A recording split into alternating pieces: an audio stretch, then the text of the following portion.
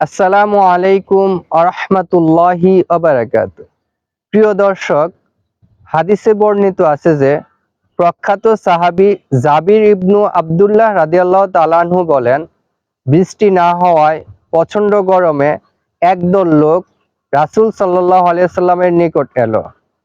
গরমের তীব্রতায় তারা কাঁদছিল। তখন আল্লাহর রাসূল সাল্লাল্লাহু আলাইহি সাল্লাম তাদের জন্য এই বলে দোয়া করল যে, আল্লাহুম্মা আসকিনা গায়সান মুগীসান মারিআন নাফিআন গায়রা দাররিন আজিলান গায়রা আজিলিন। হে আল্লাহ, বিলম্বে নয় বরং তাড়াতাড়ি, ক্ষতিমুক্ত, কল্যাণময়, তৃপ্তিদায়ক, সজীবতা দানকারী মুষলধারে বৃষ্টি দান করুন। বর্ণনাকারী বলেন, তখন আকাশ তাদের উপর মেঘাচ্ছন্ন হয় এবং বৃষ্টি হয়। সুবহানাল্লাহ।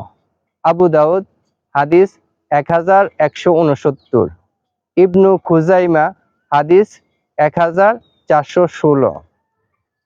হে আল্লাহ, রাসূল সাল্লাল্লাহু আলাইহি সাল্লামের দোয়া কবুল করে লোকদের প্রতি আপনি যেভাবে বৃষ্টি নাজিল করেছেন, আমাদের প্রতিও আপনি মুষলধারে রহমতের বৃষ্টি দান করুন।